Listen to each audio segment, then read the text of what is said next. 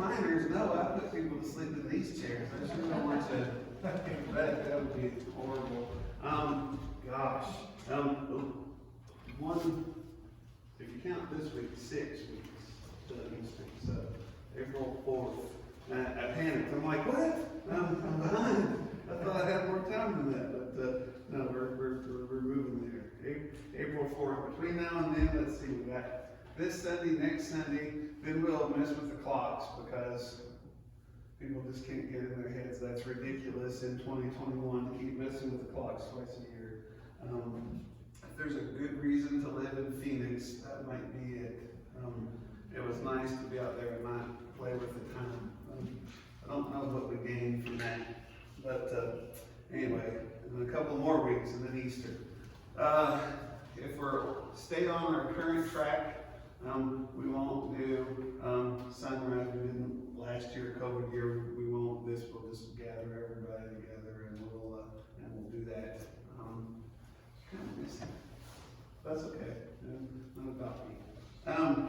We are working our way towards Easter. We're covering some familiar text and maybe pulling them out of frames and bumper stickers and refrigerator magnets and bringing them to life and sticking the purpose to them. And last week we walked through Psalm 23. I always when I'm covering epic passages like that, that scene in Indiana Jones where the giant round boulder is rolling and he's running and finally just dives to get out of the way. That's what I feel like when I'm trying to talk about these epic passages, and I always think that I have done poorly. And so I hope that you just read that and let the Holy Spirit speak to you. And the Word does what the Word does, and I didn't mess it up too bad.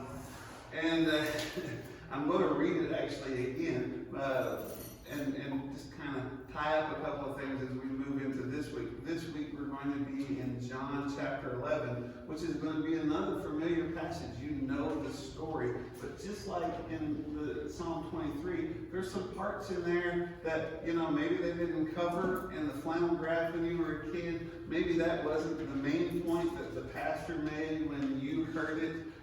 Maybe you just have become so familiar with it that you've dismissed it and you haven't thought about it much other than just a superficial idea of what it says. But before that, let me just read Psalm 23 to you, everyone. I know Psalm 23. Let me read it to you again. We'll just say a couple of things. Gizmo. They never pop up as quick as it wanted to.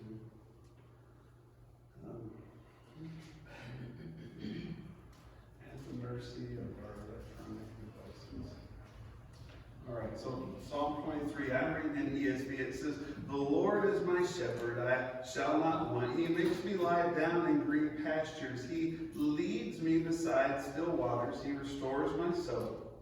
He leads me in paths of righteousness for his name's sake. Even though I walk through the valley of the shadow of death, I will fear no evil, for you are with me. Your rod and your staff, they comfort me. You prepare a table before me in the presence of my enemies. You anoint my head with oil. My cup overflows. Surely goodness and mercy shall follow me all the days of my life, and I shall dwell in the house of the Lord forever." So, again, you know that one. You're comfortable with that one, and you think, wow, I own it. And then the question we kind of hit with last week is, well, do you? Because really what we have there is an outline of what a right and good relationship with God is going to look like. Now, it's not, all-inclusive details, oriented. It's an outline of what it looks like. He's in charge, and he's leading you, and he's saving you, and he knows how to take you to what you need when you need it, and he knows how to get you moving, and he knows how to keep you still and lead you to rest, and he is working against your enemies, external and internal, as he's making you new. What does that have to do with Easter? Well, that's what Jesus is buying. He's buying us back from death and sin and bringing us to light and life. And not just, a life of, oh, well, now we're just slaves. But a life of fullness and abundance. Now, not that prosperity junk that those guys on TV try to sell you, but rich, full life that only comes in walking with the God of the universe. Now, there's still going to be some tough times that we're going to go through here, but that passage promises, hey, I'm going to be with you while this shadow of death hangs over you, because, let's face it, we're going to die. It's going to happen. As a matter of fact, that's a big part of John chapter 11. That's just out there. Jesus is with us, and the worst that this place can do is kill us. And when that happens, that crushing thing from before our time with Jesus is now liberating, because it just frees us from this decaying flesh and puts us in his presence. That's awesome. But we derail that relationship. We really just kind of sell out. Rather than moving down that road, we either end up in one of the two main ditches, or we hit a pothole. So let me tell you, you got one ditch over here, and it's just religion. And ultimately, you're just using Jesus as a means to an end. You want power and control. So you pull out some of the things that he said, and you make this checklist, and you start to do stuff that Jesus said to do, and you start to avoid stuff that Jesus said to avoid. And you start to puff yourself up, and instead of, on this path of righteousness, you end up on a path of self-righteousness. And I feel great because I'm doing good on my religious checklist. And then, once I start doing good, then I start becoming the religion police. Kind of like the Pharisees that Jesus was having to deal with. And I start grading other people on how they're doing. Well, they're not following the rules the way that they should, or they're not following the rules the way that I do. And it ends up just being cold and dead. Doesn't lead you to life. It just leads you to bitterness and emptiness. The other ditch is a spiritual pursuit, spirituality. I watched this video yesterday. And the guy was making good points, but he kept saying this one word in a funny way over and over, and it's just stuck in my head. But he was talking about just, people who come up with these religious things and these spiritual things that look like, just on the surface, might have something to do with God, but ultimately they end up leading you away from God. And he's like, hey, this one popular system was, designed by these people, and they were occultists. And he keeps saying occultist funny like that over and over. But he's trying to make a point. And really, that spirituality, okay, that's the other ditch that we get into. Instead of pursuing a right and good relationship with Jesus, we just become spiritual and mystical, and really end up with more voodoo than actual love and pursuit of Jesus. And so you start running down this little charm bracelet of things. And you'll be like, I need your prayers, I need your positive energy and your happy thoughts, and, cross your fingers and wish me luck. If Jesus is on a list like that in your mind, you really don't have a right view of him and a right relationship with him. Because let's just say, okay, that's your Facebook post. Having surgery on Tuesday. I need your prayers and your positive vibes and your happy thoughts. Cross your fingers, knock on wood, and then your surgery is successful. Well, which one of those worked? Was it my prayers? Was it Esther crossing her fingers? Was it William's positive vibes, or Carla's happy thoughts? There's no foundation in anything that's real or right and good. What you're doing is kind of like when Paul heads into Athens and he's like, I see that you guys are spiritual, because you made a statue for everybody, including one over here to the unknown guy, because, heaven forbid that you snub someone. And you don't really have a love or knowledge or, any real grasp of anything. Instead, you just kind of have this overall mystical garbage. Again, it doesn't take you to light and life. You just give Jesus a wink from across the room, just in case that's the good luck charm that will get you what you want in life. It's sad, because when the storms of life hit, and they always hit, cold religion won't save you, and that mysticism, that, knock on wood and positive vibes, isn't going to do you much good. Just be adrift, aimless, helpless, not what Jesus has offered or promised at all. The pothole is that you just become stagnant. Some people get that out of the way by becoming stagnant at the very beginning. We always in Baptist circles call that fire insurance. Somebody gives you the plan and you affirm that and you're like, sign me up, that sounds good. And then you just, build your house right there and you never move forward in any kind of pursuit or discipleship. Now, let me tell you something. There are probably some people that get saved and will spend eternity in heaven with just that simple faith. Okay? That's not up to me, that's up to God. I just don't want to gamble on that. The other thing is that you just go a certain distance and you just get tired and you're like, hey, you know what? I have been pursuing Jesus pretty good for 40 odd years now. I think I'm in a safe place where I can just pull over on the side of the road and just hang out until Jesus comes back. And really, that's not the plan that Jesus has offered either. There's not that stagnation. We even kind of hinted at that last week because, we talked about, gosh, I need Brent. To talk about how, sheep, which Psalm 23 compares us to, you lead them to this green grassy meadow and they'll eat all the grass and they'll make brown M&Ms and then they'll eat all the brown M&Ms and then they'll just die. And so Jesus keeps us moving and keeps us taking us to water, taking us to pasture, taking us to rest, but moving us along. There's not a retirement plan, and he's actually going to cover that in the text today.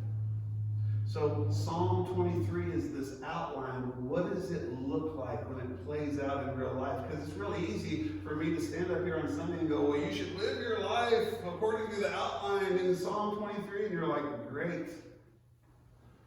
Except for I'm not a sheep. I don't even know any sheep. What does it look like in real life? Real life looks like John chapter 11. So if you're already there, great. Let me play with my gizmo again here and see if I can get to John chapter 11. If not, we'll go analog, which is always good. You know John chapter 11, even if you don't think you know John chapter 11, because it's the story of Lazarus. So Lazarus is going to die. My gizmo is dying too, so let me skip that and move on over. I do know how to use this. I'm actually better at it than that thing. So John chapter 11, and we're going to start in verse 1. It says this, now a certain man was ill, and Lazarus of Bethany, the village of Mary and her sister Martha. So, these are characters that You're like, well, is it that Mary and Martha? Yes, it's that Mary and Martha. We even find out in this passage a little bit more, in the context. But let's keep going. Lazarus of Bethany, the village of Mary and her sister Martha. Verse 2 says this, it was Mary who anointed the Lord with ointment and wiped his feet with her hair, whose brother Lazarus was ill. So, a little bit more about Mary. People always have to try to, figure out, all right, the Bible talks about a lot of Marys, and there was this Mary, and there was that Mary, and, which Mary is what Mary. And, remember the story, Jesus gets invited to dinner, and, they're reclining around the table, Middle Eastern style, and his feet are out, and somebody's like snotting and tearing on his feet, and, doing the whole hair thing, You know, that is what this is pointing to. Looks like Mary. Mary's going to get some criticism for, you know, spending oil, and Judas, who's, you know, like the rip-off guy, is going to say, like, well, we could have sold that and given it to the poor. And Jesus is like, you're always going to have the poor with you, and, you know, you're only going to have me for a little bit. That kind of Mary. So Mary has a relationship with Jesus.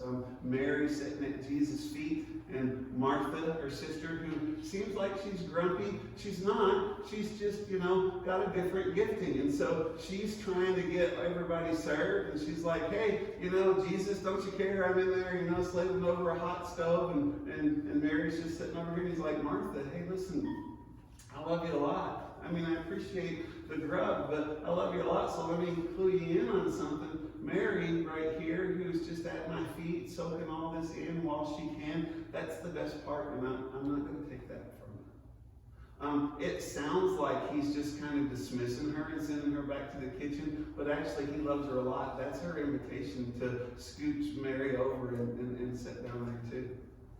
You know, we'll figure out sandwiches and drinks later, man. You know, Martha, right now, that's the good stuff. Get the good stuff. And, you know, that happens sometimes, because we all are gifted a little bit different, and it's very easy for me sometimes to feel alone while I'm doing my thing and wondering why you're not doing my thing too, and it's because your thing's different than my thing.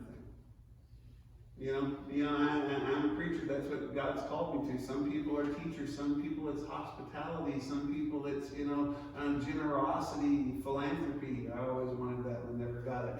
You know, there's lots of giftings. The cool thing is that, you know, we all can work together and we all can carry out that mission. But that's the Mary and Martha that we're dealing with here. Anyway. So the sisters sent to him, saying, Lord, he whom you love is ill. So, you know, it's not just that, hey, Jesus is acquainted with these guys and they hosted him when he was coming through preaching. He loves these folks. And he's invested in them. And they're not afraid to leverage that. Hey, Jesus, just so you know, Lazarus, you love Lazarus. Lazarus is ill. Trying to obligate him a little bit. Kind of funny if you think about it. If you look at everything that God has done from the beginning all the way through Revelation, where he's coming back and how heaven is set up, it's very clear that God has obligated himself because of his love. He doesn't need me to try to hold that over his head. Don't forget, God, you love me. Give me what I want. That's not the way that it works. God's like, I will never forget how much I love you, and I promise to give you what you need. That's cool. Till what I need isn't what I want. And then I get my nose twisted out of shape. But let's keep going. So, Lazarus, whom you love, he's ill. But when Jesus heard it, he said, this illness does not lead to death. It is for the glory of God, so that the Son of Man may be glorified through it. Okay. Anybody in the room not know where the story's going? Okay. Everybody familiar with this one? Does this illness lead to death? Yeah. Temporarily, at least, it's absolutely leading to death. Is Jesus lying? Well, no. He's saying, you know, the end of the story isn't going to be this man's death, but it doesn't mean that they're not going to at least pass through that town on the way to where Jesus is taking them. It's an awesome thing when you think about it, because you read in Psalm 23 about passing through the valley of the shadow of death, but not being afraid because Jesus, your Lord, your shepherd, is with you. And then when you actually have to go down that path to connect those dots, Lazarus is going to not just walk through the valley of the shadow of death, he's going to visit death and be there at least this time around for 4 days. probably not something that he thought that he had signed up for. Certainly his sisters don't think so either. But that's absolutely where he's going. And you tie that back to Psalm 23, again, there's nothing in there that says that the things in this life aren't going to touch you, that you're not going to have hardship, that you'll never taste death. Jesus will refute that himself when he says that in this world you'll have trouble, you'll have hardship, you'll have pain. He says stuff like, if they hate me, guess who else they'll hate? My people. It's coming. But it's that I'll never leave you, I'll never forsake you, that he promises, that is what is sustaining. Not that we get to avoid it all. And that's one of the things that's so horrible about the prosperity gospel, when you buy into that garbage.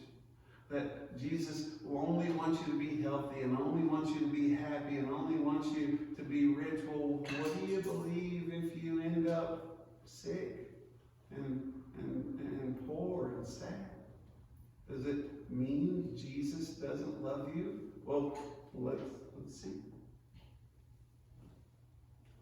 When Jesus heard it, he said, this illness does not lead to death. It's for the glory of God, so that the Son of God may be glorified through it. Now, Jesus loved Martha and her sister and Lazarus. So, I just read it to you. It's in the Bible. Does God love them? Yes, he absolutely does. No question. Jesus loves Mary and Martha and Lazarus. What's going to happen to him? So when he heard that Lazarus was ill, he stayed 2 days longer in the place where he was. Jesus in his physical form, still contains his full deity. He does not practice omnipresence.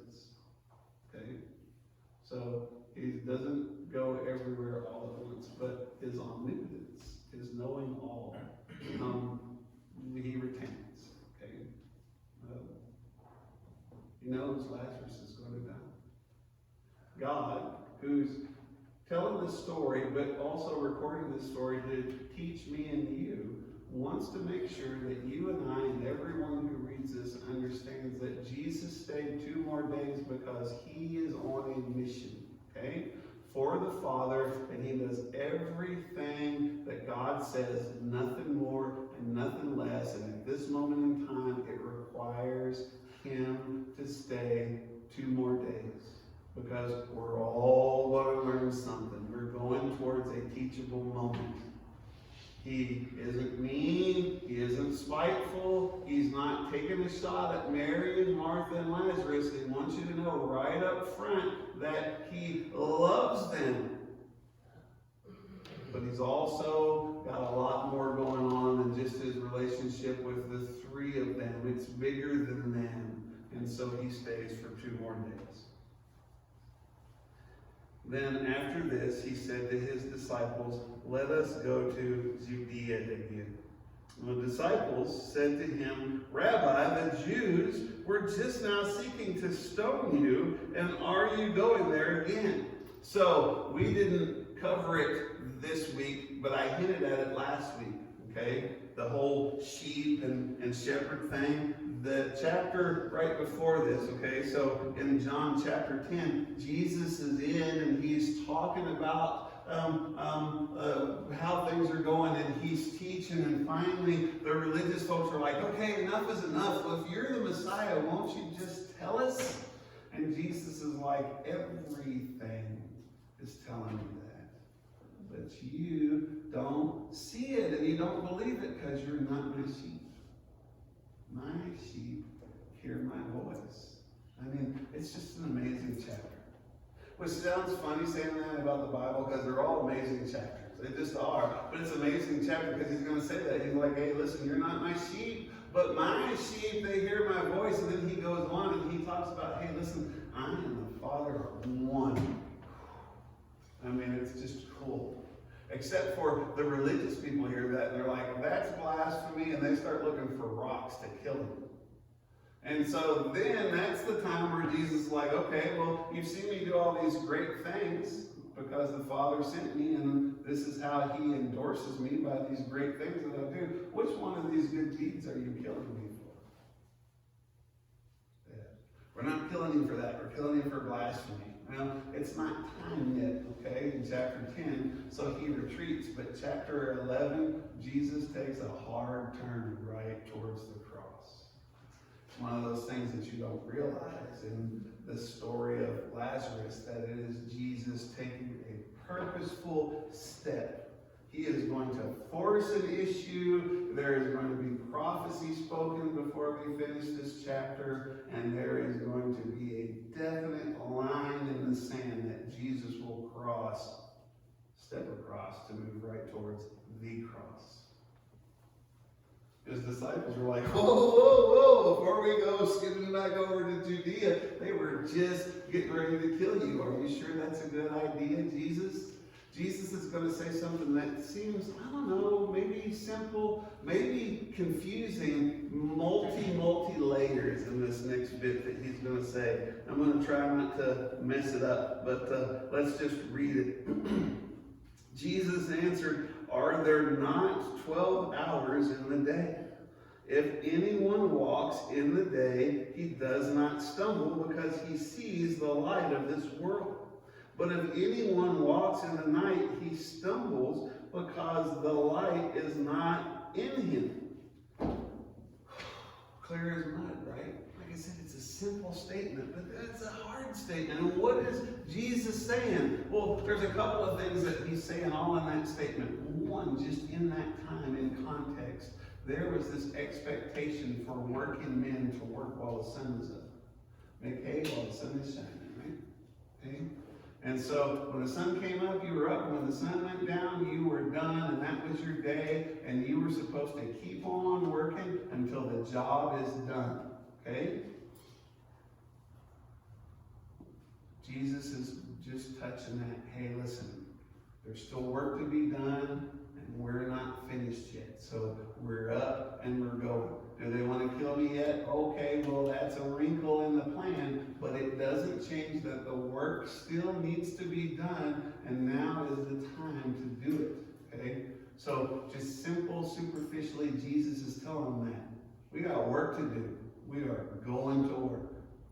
But he also talks more about the light just being visible. He starts talking about walking in darkness and stumbling, and then walking in light and being able to see, and the light being in us, right? Now he's talking about, you are my guys, this is my mission, and just like I'm in the Father and the Father is in me, Jesus says the same thing about us and him. We're all connected, and so now he's saying, hey, not just that, hey, it's time to get to work, but he's saying, you're my people, and my mission isn't done yet, and so we're going to keep on moving. And when you're following me and the light is in you, you're going to keep on going until you're done or the work's done. Not a retirement. That goes back to I'm going to pull off on the side of the road and wait for Jesus to come back. His expectation is that you're going to die trying. I was trying to think of what's the best example that I could think of that everyone in the room would know. Mother Teresa. Okay? That little lady worked herself to a frazzle. But Jesus says, I love you. Go take care of the poor and the sick and the marginalized. And she's like, okay, Jesus, I'm going to do that till I fall over dead. He's like, that's just what I made you for. And that's what she did. Okay? You may know some folks like that in your life. That's the expectation. There's no retirement plan. If Jesus is in you and you are in him, you are on the clock. Keep working till the work is done or he says you're done. How will you know? Well, you'll either fall over dead Or you'll hear that trumpet and you'll look and you'll see Jesus in the sky and you will rise to meet him in the air. Okay? Till one of those things happen, you're still on the clock. It's very simple. All right. Let's keep going. After saying these things, he said to them, our friend Lazarus has fallen asleep, but I go to awaken him. So Jesus is being cute, and he's using, an example that's all through the Bible. And rather than saying, he's dead, he says, well, he's fallen asleep. We're going to go wake him up. I don't know why he said it that way. I don't know why Paul says it that way, other than that's just the way God communicates it. Maybe it was polite for the time. We do that a lot. We try to soften the blow. Very rarely do we say, well, so-and-so just fell over dead. We say they passed away. And we don't just, just throw them in a box or just, chuck them into the ground. We really go to great lengths to soften that blow of death. And so, you put them in some nice clothes and folks are made up and their hair's combed, and because you're trying to comfort folks during that loss, trying to soften that blow a little bit. Our whole funeral system is kind of set up that way. The last picture that I have of loved ones that we've done funeral services for, that's, again, they're made up and they're dressed up. I can't say that it comforted me a whole lot, but that's the idea. So maybe Jesus is just trying to soften the blow. But they don't get it. I would probably be one of those guys too who said this. It says, the disciples said to him, Lord, if he's fallen asleep, he'll recover. So he's like, hey, listen, that's a good thing, right? Because they told us he was sick. If he's sleeping, he'll rest. And then after he's rested for a while, then he'll wake up and he'll feel right as rain, right? So that's a good thing. So they just didn't get it. And Jesus is like, okay, Lazarus is dead. It says Jesus told them plainly, Lazarus is dead. Sorry, guys. I tried to give it to you the easy way. You didn't get it. Lazarus is dead.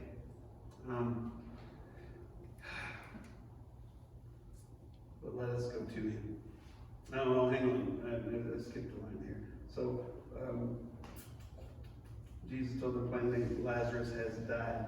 And he says, and for your sake, I'm glad that I was not there so that you may believe, but let us go to him. So again, just kind of a little foreshadowing there. Jesus is like, Lazarus is dead. Okay, we're not going to go wake him up. He's actually died. And he's like, but for your sake, it's a good thing because we're going to go wake him up. We're going to go raise him from the dead. Lazarus isn't the first person that the Bible records that Jesus raised from the dead. How many? Do you know how many that he's got credit for in writing?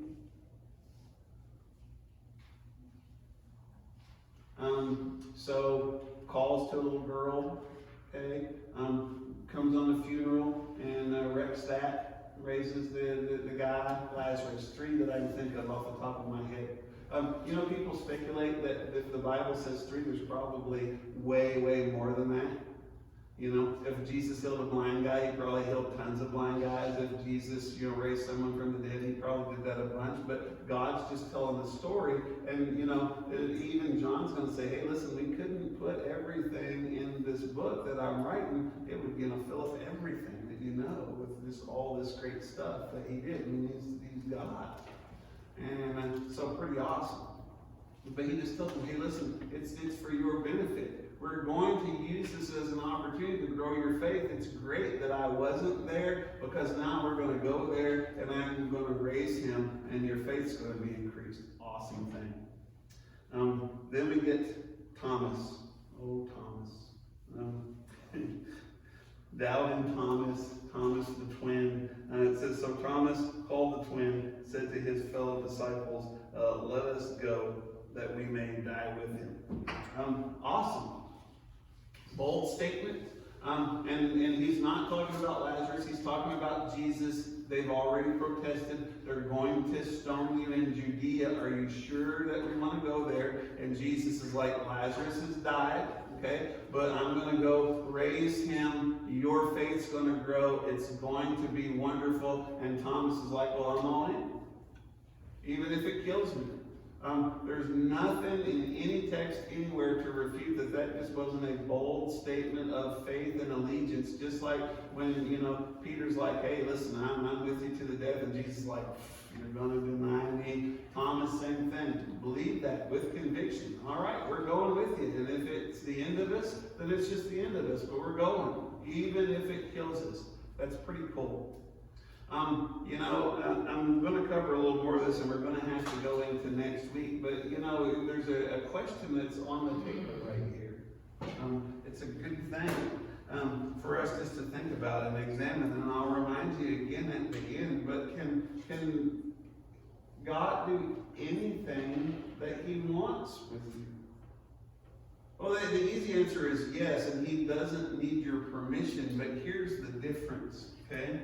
All of life and in all of creation, everything that you are aware of and all of the things that you really aren't aware of, everything going around you, everything in the known universe is God's, and it belongs to him, and he can do whatever he wants. And so, we always talk about, well, I gave my life to Christ, okay? We say that a lot. I've said that a lot, okay?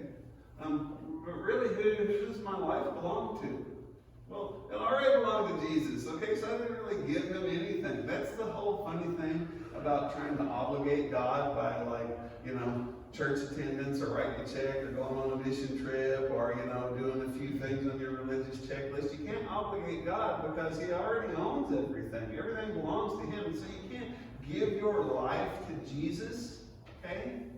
Because your life already belongs to Jesus. But here's what you can do, okay? Here's what you can do. You are given this great gift called a choice. It's a difference.